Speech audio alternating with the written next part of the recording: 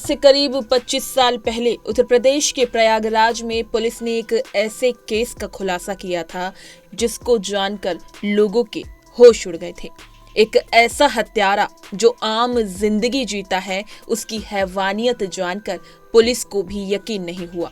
Police ने जब इस सीरियल किलर के घर पर छापा मारा तो खुलासा हुआ कि ये इंसानी आंतों को उबालकर उसका जूस पिया करता था। इतना ही नहीं, आरोपी के घर के आंगन में लगे पेड़ पर नरमुंडों की माला मिली थी। इस मामले को जब लोगों ने जाना तो उनके होश उड़ गए थे। इस सच्ची घटना को नेटफ्लिक्स ने सीरीज के तौर पर बनाकर बीते 2 साल पहले रिलीज किया था। नेटफ्लिक्स पर 2022 में रिलीज हुई series Indian predator the diary of a serial killer जैसे ही रिलीज हुई तो लोगों के होश फाख्ता हो गए। इस सीरीज में कहानी खुली राजा कोलंदर उर्फ राम निरंजन की। राम निरंजन नाम का इस व्यक्ति ने करीब दर्जन भर से ज्यादा लोगों को मौत के घाट उतारा।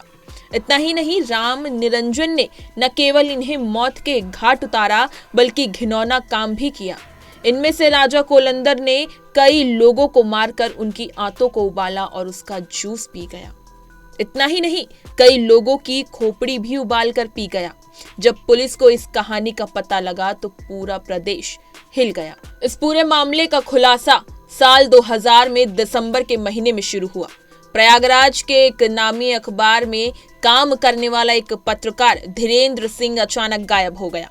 इसके बाद पुलिस ने उनकी तलाश शुरू की। धीरेन्द्र सिंह जिस गांव के रहने वाले थे, उसी गांव की बेटी की शादी राजा कोलंदर उर्फ राम निरंजन की पत्नी भी थी। राजा कोलंदर खुद ऑर्डिनेंस फैक्ट्री में काम करता था। राजा कोलंदर की पत्नी भी जिला पंचायत सदस्य थी।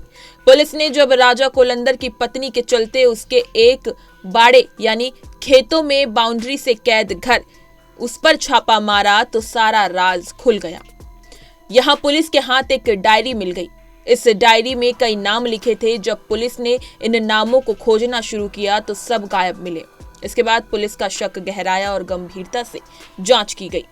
जांच में फिर इस मामले का परत दर परत खुलासा होने लगा। इसकी जांच में खुलासा हुआ कि आरोपी ने कई लोगों को बेरहमी से मौत के घाट उतारा। इतना ही नहीं, एक व्यक्ति को आरोपी राजा कोलंदर ने पहले जान से मारा, फिर उसकी खोपड़ी को पानी में उबाला और उसका जूस पी गया। ऐसे ही एक और व्यक्ति को मारा और उसकी आंतों को उबाल कर पी गया। इस सनसनीखेज सीरियल किलिंग्स ने हल्ला मचा दिया। पुलिस के सामने इसके पूरे मामले खुलने लगे। राजा कोलंदर का असली नाम राम निरंजन था और कोल जाति से ताल्लुक रखता था। राजा कोलंदर ने खुद ही अपना ये नाम रखा था। राजा कोलंदर आर्थिक रूप से संपन्न व्यक्ति था।